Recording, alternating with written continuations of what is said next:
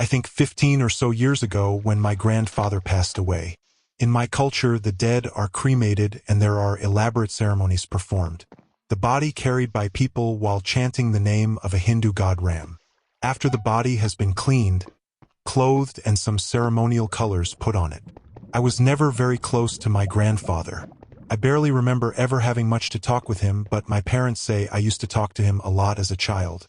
Anyway, when he died, I didn't really know much about him other than that he was the patriarch of the family and everybody respected him. I was barely 10 years old then and was supposed to stay at an aunt's house. Sneaky that I was, I managed to follow my mother when she left for my grandfather's house, unaware that I was a few steps behind her. Anyway, the ceremony starts. There's a lot of crying and soon 4 people including my father, my uncles and someone I cannot now remember carry the body on top of a structure made of bamboo and wood. They chant throughout the way. Nobody noticed that I was following them. They reached the cemetery.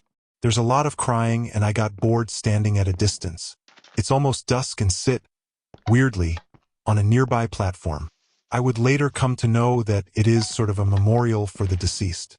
Sometime between all this is happening, I fall asleep. Hours go by and when I wake up there is no one.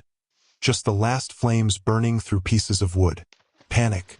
I look around to see if there's anyone, but there's no one. I start running towards the pyre, hoping perhaps some of my relatives might spot me by the fire and get hold of me. Again, no one. I start crying.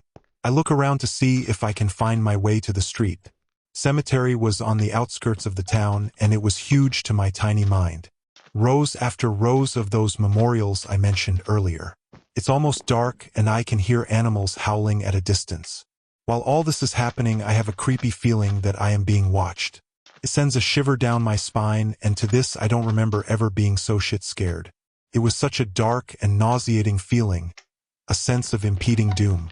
I cry louder and start running.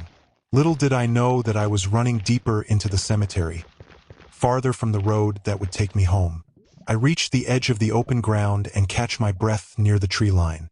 I can hear faint voices coming from beyond the silhouette of the trees in front of me. Perhaps someone might be returning after gathering wood from there. I am again hit with this nauseating feeling, and it's stronger now. To top it all, every time I walk or run it felt like I could hear footsteps, like someone right behind me. I turned around several times yet found no one. I was so afraid at that point that I thought I might die. I took a leap of faith and ran towards the trees. The sound of footsteps behind me grew louder, and it seemed like whoever it was near, almost at arm's length, like they could just reach out and catch hold of me. I am audibly sobbing and shouting for help.